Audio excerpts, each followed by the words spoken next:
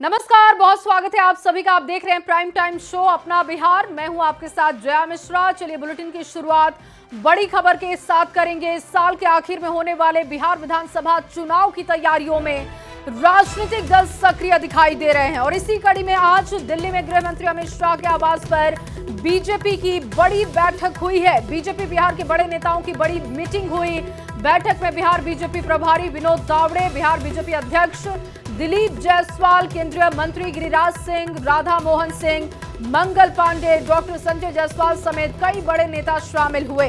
बिहार के दोनों deputy CM सम्राट चौधरी और विजय कुमार सिन्हा भी बैठक में शामिल हुए। बैठक में बिहार चुनाव को लेकर कई बड़े मुद्दों पर चर्चा हुई है। सूत्रों के हवाले से खबर है कि इस बैठक में बिहार चुनाव को लेकर केंद्रीय मंत्री ने बिहार बीजेपी के नेताओं से फीडबैक लिया। खबर यह भी है कि पीएम मोदी की 15 सितंबर को पूर्णिया में होने वाली रैली की तैयारियों को लेकर भी मीटिंग में चर्चा की गई। नमस्ते। हम लोग की जो दूसरे प्रदेश से आते हैं उनके बारे में चर्चा हुई कि बाहर से जो दूसरे प्रदेश से चुनाव प्रभारी बन के अलग अलग लोकसभा के लिए, जिसमें कि करीब 6 या 7 विधानसभा होगा, एक एक प्रभारी उनका बनाया जाएगा और वो प्रभारी वहाँ कैंप करके वहाँ के चुनाव रणनीति पर ध्यान रखेंगे। तो इस तरह करके आज इतना फैसला हुआ। एनडीए गठबंधन के सभी नेताओं के साथ मिलकर आगे का अभियान चलाना है नीतीश कुमार जी के नेतृत्व में।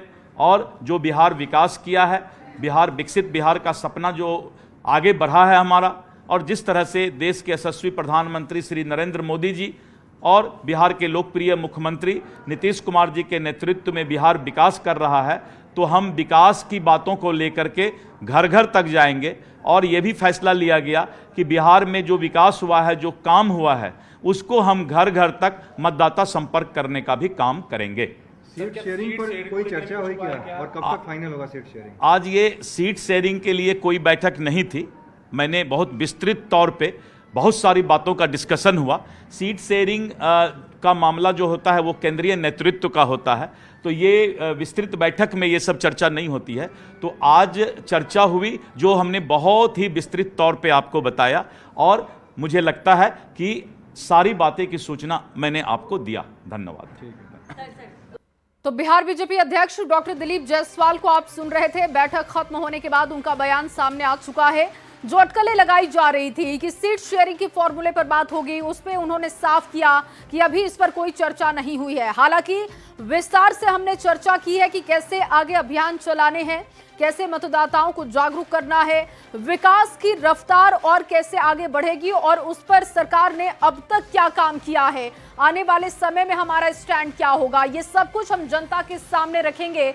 इन मुद्दों को लेकर हमने चर्चा की है क्योंकि बहुत पास है बिहार का चुनाव और ऐसे में हमारी तैयारियां कैसी होनी चाहिए, बहुत ही बारीकी से हमने उस पर चर्चा की है। इसके साथ साथ उन्होंने जिक्र किया कि चुनाव के मद्देनजर प्रभारियों की नियुक्ति की जाएगी, इस पर भी हमारी बात हुई है। और कैसे पार्टी की तरफ से मतदाताओं को कनेक्ट करने के लिए अभियान चलाए जाने चाहिए, उसको लेकर भी हमने चर्चा की है। नीतीश कुमार के नेतृत्व में चुनाव होगा, एनडीए का जो समन्वय है वो कितना बेहतर होना चाहिए, उस लिहाज से भी हमने चर्चा की है। सीट शेयरिंग के फॉर्मूले पर जब उनसे बात की गई तो उन्होंने कहा कि अभी इस मुद्दे पर हमारी कोई बात नहीं हुई है क्योंकि ये शीर्ष नेतृत्व की चर्चा होती है। और अभी आज बहुत ही डिटेलिंग में हमने चुनाव की रणनीति को लेकर चर्चा की है, कैसे हमें आगे बढ़ना है, कैसे चुनावी मैदान में पहुंचने से पहले मतदाताओं को जागरूक करना है। सरकार ने अब तक जो काम किए हैं, जिस तरीके से बिहार का विकास हमने किया और आगे हम बिहार के विकास के लिए क्या करेंगे, उन सब चीजों का रोड मैप हमने तैयार किया है। अभियान के माध्यम से हम जनता के सामने जाएंगे, जनता से जुड़ाव हमारा होगा। दिल्ली से संवाददाता अमितेश ज्यादा जानकारी के साथ जुड़ चुके हैं। अमितेश, मीटिंग खत्म हो चुकी है, कई बड़े मुद्दों पर चर्चा की गई है, विस्तार से दर्शकों को जानकारी दीजिएगा कि बीजेपी की जो बैठक चल रही थी उसमें किन किन मुद्दों पर फोकस किया गया। देखिए, निश्चित रूप से जो बैठक थी बड़ी बैठक थी और चुनाव की तैयारियों को लेकर के बैठक थी। इसमें सभी शीर्ष नेता शामिल थे। बीजेपी के राष्ट्रीय अध्यक्ष जेपी नड्डा भी मौजूद थे, गृह मंत्री अमित शाह थे और बीजेपी के राष्ट्रीय संगठन महामंत्री बीएल संतोष भी इस बैठक में मौजूद थे। तो तीनों शीर्ष नेताओं के मौजूदगी में जो बैठक हुई है, जिसमें बिहार बीजेपी के जो सभी प्रमुख नेता मौजूद थे, उसमें चर्चा इस बात पर हुई है कि कैसे सम्मेलन जो चल रहा है विधानसभा में, हर विधानसभा में जो कार्यकर्ता सम्मेलन चल रहा है एनडीए का, वो कैसा चल रहा है, उसको और बेहतर कैसे किया जाए। और ख़ास तौर से 25 सितंबर एक डेडलाइन भी दी गई है कि 25 सितंबर तक सभी कार्यकर्ता सम्मेलन जो हो रहा है हर विधानसभा क्षेत्र में, उसको पूरा कर लिया जाए। यानी एनडीए का कार्यकर्ता सम्मेलन जो चल रहा है अभी, वो 25 सितंबर तक पूरा हो जाएगा। 14 टीम बनी हुई है, वो 14 टीम अभी तक अलग अलग क्षेत्रों में जा रही है, जिसमें हर दल के 5 दल के उसमें नेता सांसद जो भी होते हैं उसमें सम्मिलित होते हैं। तो कार्यकर्ताओं में समन्वय बैठाने की एक कवायद चल रही है। दूसरा, जो चुनाव अभियान समिति होती है उसको लेकर के तय हुआ है कि आने वाले दिनों में चुनाव अभियान समिति बनाई जाएगी, कैंपेन कमेटी बनाई जाएगी बिहार में, जिसमें सभी बिल्कुल, यानी कि कुल मिलाकर अमितेश कह सकते हैं कि चुनाव के लिहाज से ये बड़ी मीटिंग थी और जो कि खत्म हो चुकी है। बहुत शुक्रिया आपका तमाम जानकारी के लिए। चलिए आगे बढ़ते हुए आपको एक और बड़ी खबर दे। पटना में आरजेडी विधानमंडल दल की भी बैठक हुई। करीब 2 घंटे तक ये मीटिंग चली। बड़ी बैठक में आरजेडी के विधायकों और विधान पार्षदों के कई बड़े दिशा निर्देश दिए गए हैं। बिहार चुनाव को लेकर उनको निर्देशित किया गया। तेजस्वी यादव ने पार्टी नेताओं के साथ चुनाव को लेकर चर्चा की। चुनावी रणनीति के मुताबिक आरजेडी बड़ा कार्यक्रम शुरू करने जा रहा है। एसआईआर को लेकर भी तेजस्वी यादव ने पार्टी नेताओं को निर्देशित किया। मतदाता पुनर्रीक्षण अभियान में जिन वोटर्स का नाम कटा, उनका नाम वोटर लिस्ट में जुड़वाने में मदद की जाएगी और जो फर्जी वोटर है उनके नाम हटाए जाएंगे। साथ ही चुनाव में कौन कौन से बड़े मुद्दे हो सकते हैं, इस पर भी तेजस्वी ने पार्टी नेताओं से राय मांगी है। चुनाव को देखते हुए जो हम लोगों को काम करना है, वो सारे निर्देश जो है इन लोगों को दिया गया है और उसमें संगठन के हर जिला के जिला अध्यक्ष,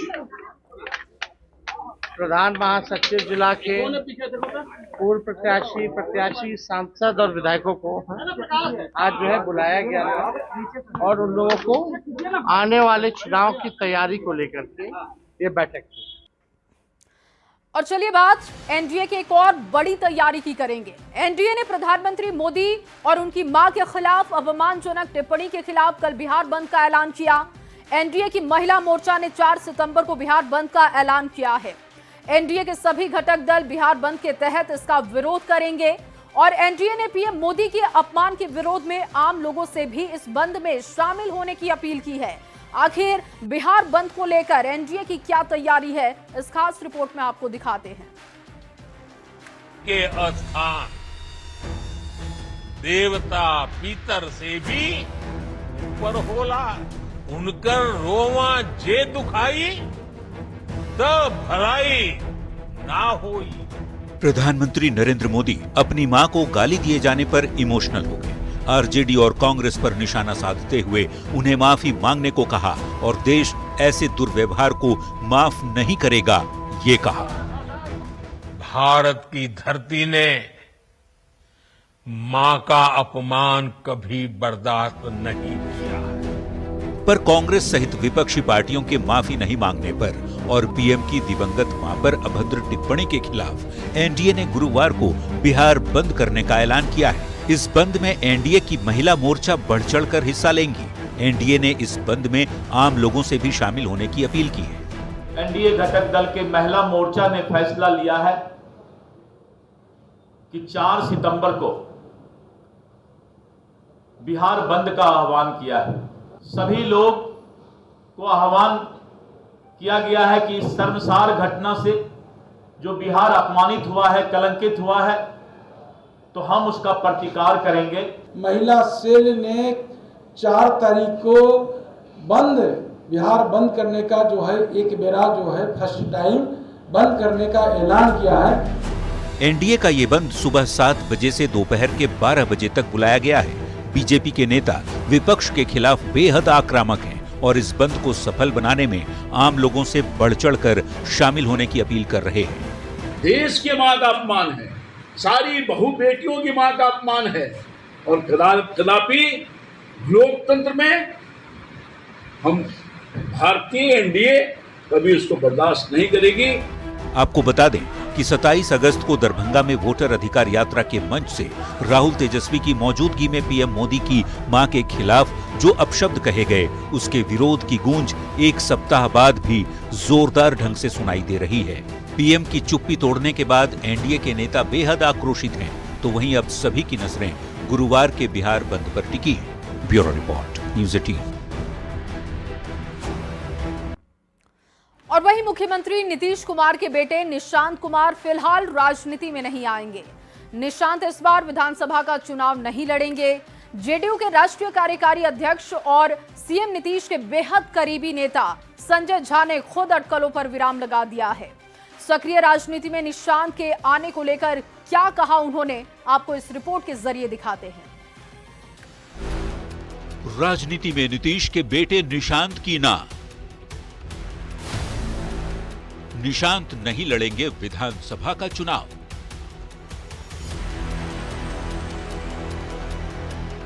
बिहार के मुख्यमंत्री नीतीश कुमार के बेटे निशांत कुमार फिलहाल सियासत में नहीं आएंगे। राजनीति में निशांत के कदम रखने की अटकलों पर अभी के लिए ब्रेक लग गया है।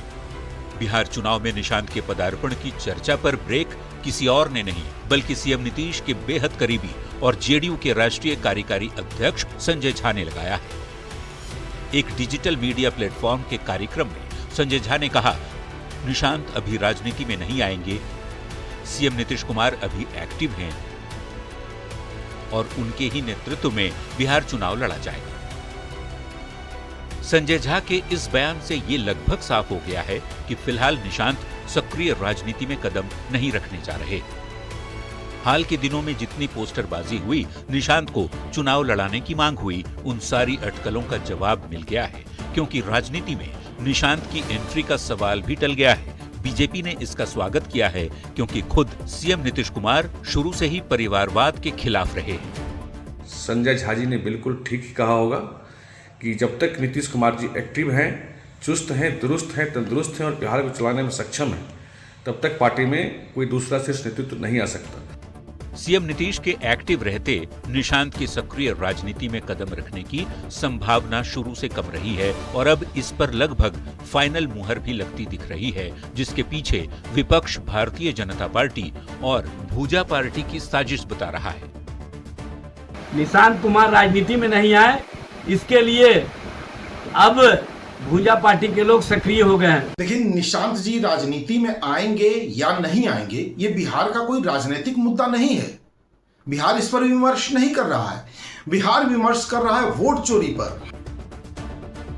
मुख्यमंत्री नीतीश कुमार की राजनीतिक छवि परिवारवाद विरोधी की रही है। जेडीयू के कई नेता भी ये कह चुके हैं कि निशांत को राजनीति में आना है कि नहीं, ये फैसला खुद निशांत और सीएम नीतीश को करना है। पर अब इस पर संजय झा ने खुलकर ये बात रख दी है कि निशांत फिलहाल सियासी पारी शुरू नहीं करने जा रहे।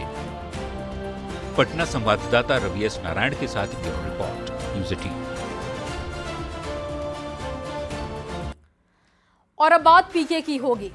जनसुराज के संयोजक प्रशांत किशोर के चुनाव लड़ने की चर्चा तेज हो गई है। रोहतास जिले की करगहर सीट से पीके चुनाव लड़ सकते हैं, जो कि पीके की जन्मभूमि है। हालांकि पीके ने वैशाली के राघोपुर को कर्मभूमि बताया। संभव है कि पीके दोनों ही सीट से चुनाव लड़ सकते हैं। चुनावी रणभूमि में पीके के उतरने को लेकर क्या है राजनीतिक दलों की प्रतिक्रिया, इस रिपोर्ट में देखिए। जन्मभूमि से जीत का दांव,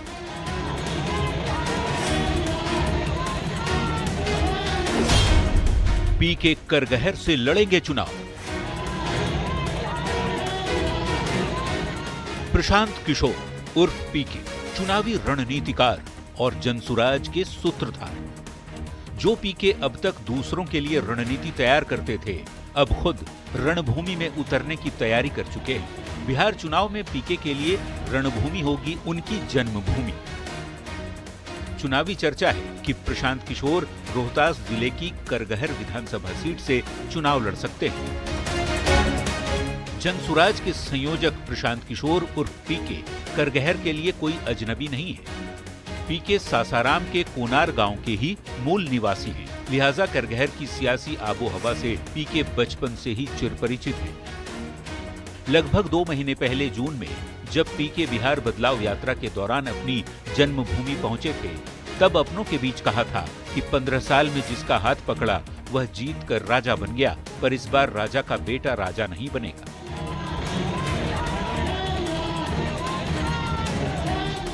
जिस सीट से पीके ने ये हुंकार भरी थी, अब उसी सीट से चुनाव लड़ने की बात सामने आ रही है। ऐसे में बिहार की सियासत भी गर्मा गई है।